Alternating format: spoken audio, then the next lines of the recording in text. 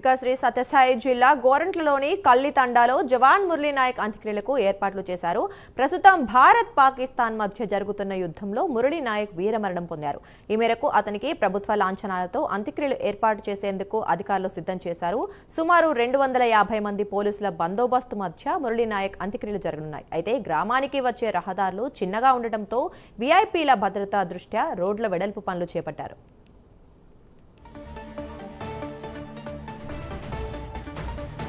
ఈ విషయం గురించి మరింత సమాచారం మా కరెస్పాండెంట్ నాగేంద్రనాథ్ రెడ్డి అందిస్తారు.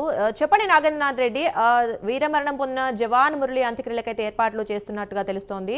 అయితే మరి అసలు ఎవరెవరి అంత్యక్రియలకు హాజరయ్యే అవకాశం ఉంది? ఎన్ని గంటలకి అంత్యక్రియలు స్టార్ట్ అవుతాయి? దుర్గా శ్రీ సత్యసాయి జిల్లా గోరట్ల మండలం కల్లి గ్రామంలో కల్లి తాండా గ్రామంలో వీర జవాను మన మురళీ నాయక్ అంత్యక్రియలు జరగనున్నాయి. అయితే ఇప్పటికే 250 మంది పోలీసులు అక్కడ చేరుకున్నారు. ఆ గ్రామానికి రహదారి చిన్నగా ఉండటంతో గ్రామం అనే రోడ్డును కూడా వెడల్పు చేశారు. అన్ని పనుల్లో భాగంగా అధికారులు కూడా మొత్తం అక్కడే ఉండి దగ్గర నుండి చూస్తున్నారు. ఆయన ఇంటి నుంచి ఆయన వ్యవసాయ పొలం వరకు దాదాపు 6 కిలోమీటర్ పైన ఉంటుంది. అక్కడికి తీసుకెళ్లడానికి పార్థివ దేహాన్ని అక్కడ ఉంచి అక్కడ ఖననం చేయడానికి అంత్యక్రియలకు ఏర్పాట్లన్నీ పూర్తి చేస్తున్నారు.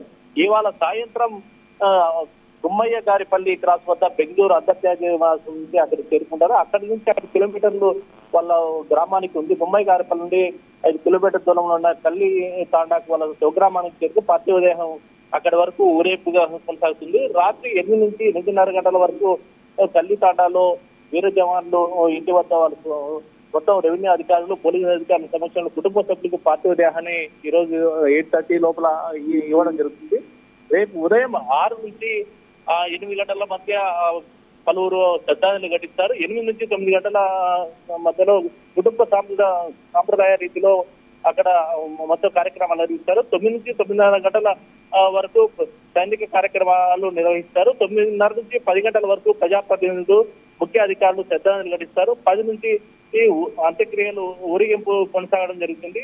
ఉదయం 11 నుంచి 11:30 ప్రజాప్రతినిధులు ముఖ్య అధికారులు సైనికాధికారులు కుటుంబ సభ్యుల చేత పుష్పాంజలి అక్కడ చేయడం జరుగుతుంది. 11 నుంచి 12 వరకు సైనికులు పోలీసులు నిర్వహించే గన్ సెల్యూట్ తుపాకులు కూడా ఈ కార్యక్రమం చేయడం జరుగుతుంది. ఆ తర్వాత మధ్యాహ్నం 12:30 నుంచి 1 గంట మధ్యలో కుటుంబ సభ్యులు బంధువులు సంప్రదాయబద్ధంగా పార్థివ దేహం దహనం చేయడం జరుగుతుంది. దుర్గా రైట్. అయితే నాగేంద్ర, ఎవరు అంటే ఇప్పుడు ప్రభుత్వం నుంచి మరి ఎవరెవరు హాజరయ్యే అవకాశం ఉంది?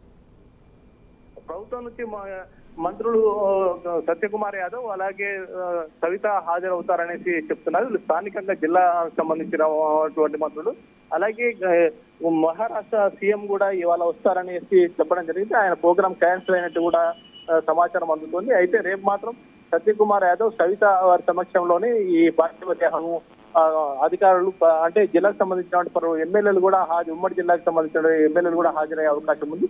అలాగే జిల్లాకు సంబంధించిన అధికారులు మొత్తం హాజరయ్యే అవకాశం ఉంది. Durga right. Thank you Nagendranath Reddy.